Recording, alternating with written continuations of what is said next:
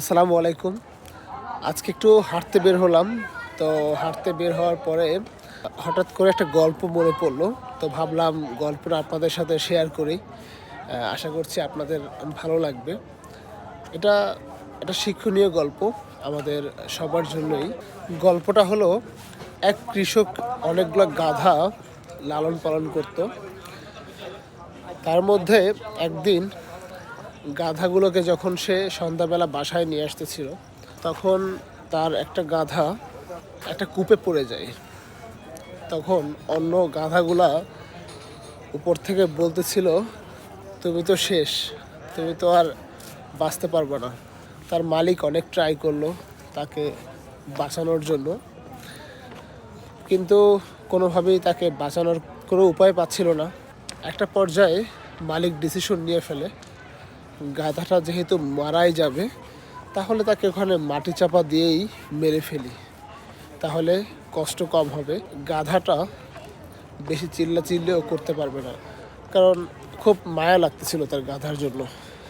একটা পর্যায়ে মালিক যেটা করলো, গাধা যেই কূপের ভিতরে পড়েছিল সেই কূপে তার চিন্তা অনুযায়ী মাটি ফেলা শুরু করলো।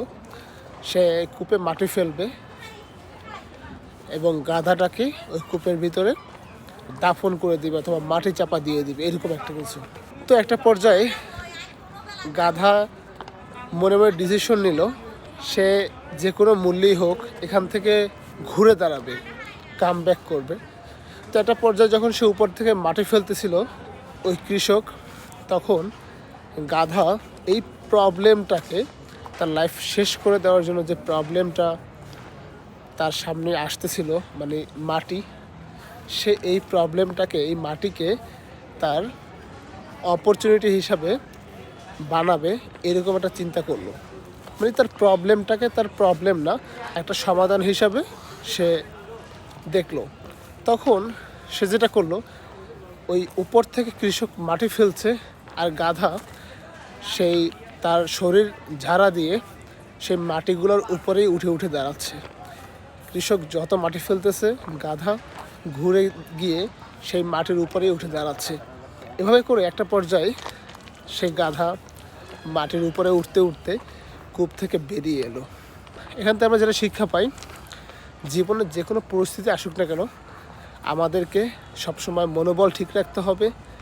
আমাদের সবসময় নিজের উপর আত্মবিশ্বাস ঠিক রেখে নিজেকে এগিয়ে নিয়ে যেতে হবে। যত বাধাই আসুক না কেন লাইফে, যতবার আপনি হোঁচট খান না কেন, যতবার আপনি পড়ে যান না কেন, আপনাকে আপনার সমস্যাকে সমাধান বানিয়ে সেখান থেকে কামব্যাক করতে হবে। আর জীবনে অনেক প্রবলেম আসবে, অনেক বাধা আসবে। কত প্রবলেম ফেস করেছেন সেটা বিষয় না, মেন বিষয় আপনি কত প্রবলেম সমাধান করে নিজেকে ঘুরে দাঁড় করিয়েছেন। ধন্যবাদ সবাইকে।